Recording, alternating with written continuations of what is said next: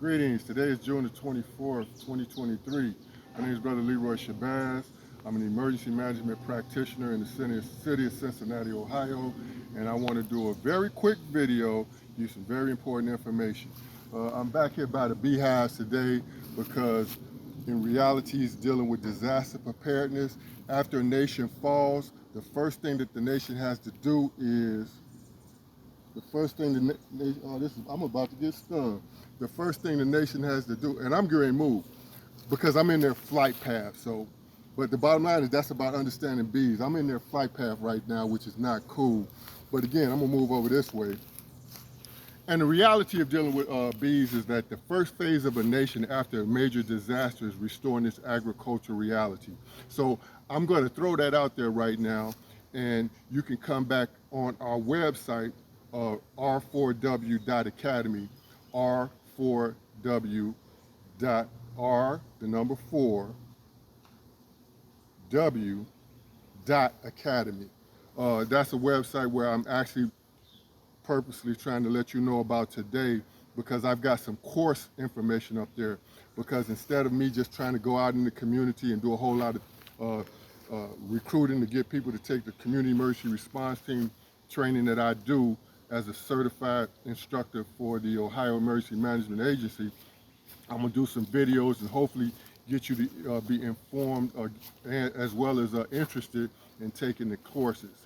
Mama, look. It is my I got a granddaughter just showed up and jumped all into the scene here.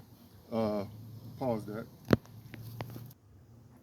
Okay, so besides that granddaughter that was interfering with the process here, I stepped away because the bee was really telling me, like, back up a little further. So I had to back up away from the apiary to continue this conversation. Real quick, I'm not talking to black leadership in Cincinnati or anywhere else in reference to politicians and ministers and preachers. I'm not talking to them. I'm talking to the average person here right now about disaster preparedness and emergency management. Let me give you an example of what's important in reference to my ability to inform the community about what's going on.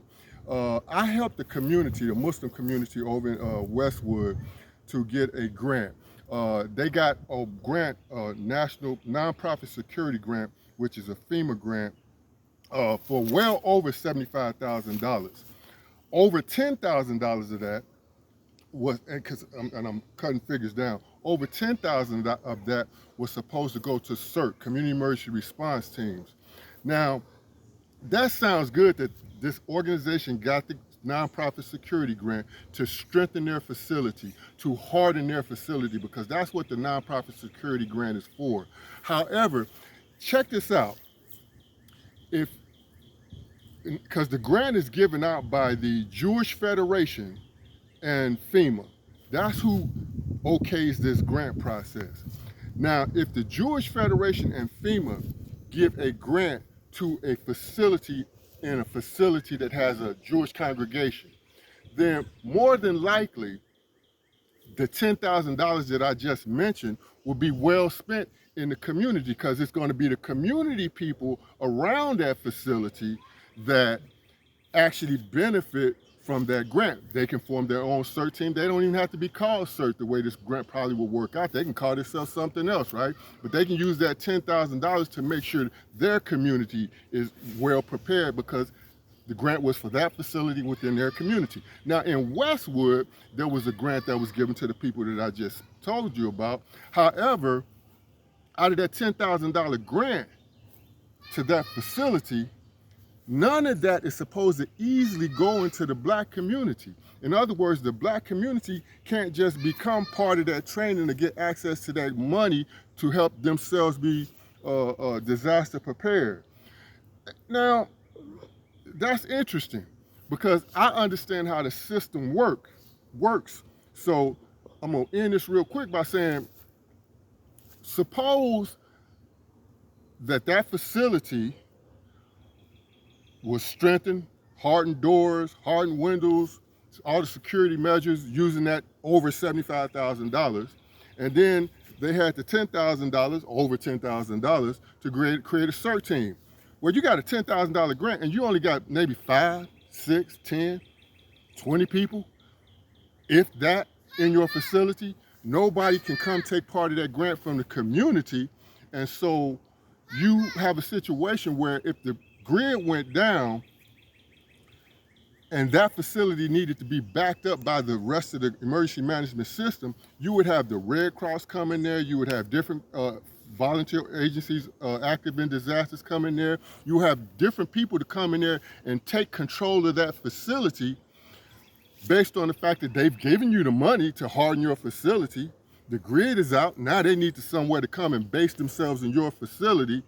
However, you did not train a CERT team in there that knows anything about the community. So this is some tricky shit here, because what'll happen is that, and I understand the system, what'll happen is that they'll probably help the community out for, let's say 3-4 weeks before they actually bring in what's called an incident management team, which would be 6 people that are on the incident management team. They'll bring in an incident management team that's called an evacuation team. Those 6 people could possibly come in, look at the community, because those are major renters around that mosque over there in Westwood. Now Westwood, I'm gonna try to come over there and help y'all before this situation plays itself out, as I'm saying.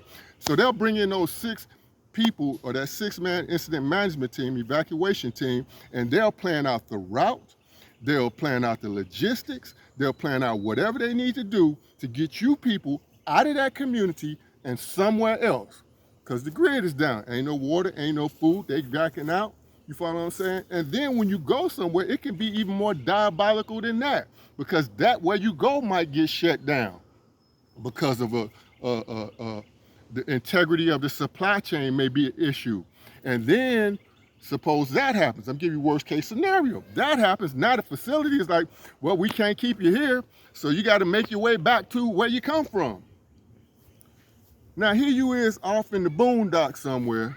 You got to get back to the city some kind of way, or try to get back somewhere. And you got to get past all these white folks that got all these weapons and all this ability to and they've been told there's going to be a zombie apocalypse. Now see, that may seem like I'm reaching for straws and stuff like that, but my name is Brother Leroy Shabazz. I'm an emergency management practitioner here in the city of Cincinnati, Ohio. I'm talking to common people. The leadership ain't listening to me right now. So let me bring this home right now. Let's learn together. I need you to do this. I need you to learn with me. I need you to get some of the information I want to teach you. I need you to go to r4w.academy, r4w.academy. When you get to that website, you will see a welcome video. You can look at that little welcome video. It's about 5 minutes. It's a pretty good welcome video that I did with Doodly. You know how the hands make this drawings and stuff like that. Pretty nice. I think I like it. And also what I really want you to do is click on the home button, and on the home button, it'll say student portal. Go to the student portal, take this testing course that I'm doing. It's a real short course, but you'll learn something.